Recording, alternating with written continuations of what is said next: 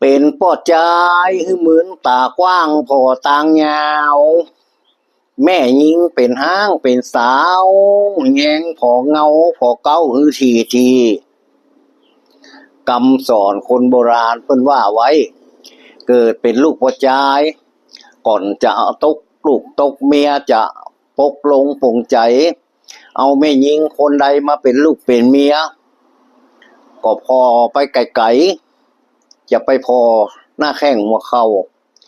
พอไกลๆว่า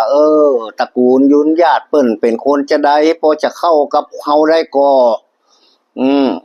นิสัยใจคอเป็นจะได้คบกันไปเมินๆพอใจกันดีๆจะไปฝังนับได้นับงอมเมื่อลูนมาจะกินแหนงเป็นแม่ยิงเป็นสาวฮือแยงพอเงาพอเก้าฮือทีกำโบราณว่าเป็นแม่ยิงสำหายยิ่งตกลงปลงใจก่อนทักไผแป้งไผจะเอาเป็นลูกเป็นผัวก็ฮือแยงพอเก้าพอเงาพอตระกูลงุนเงาว่าตระกูลเปิ้นเปิ้งใจเฮาก็เป็นคนจะได้เปิ้นเป็นคนที่จะเข้ากับตระกูลเฮาได้ก็ถ้ามันเข้ากันมาได้ก็เลิกกันเหียเมื่อยามมาได้แต่งงมแต่งงานเมื่อถ้าแต่งงานไปแล้ว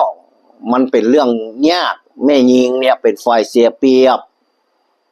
อันนี้ก็เป็นคำสอนคนโบราณเพิ่นสอนไว้นะครับ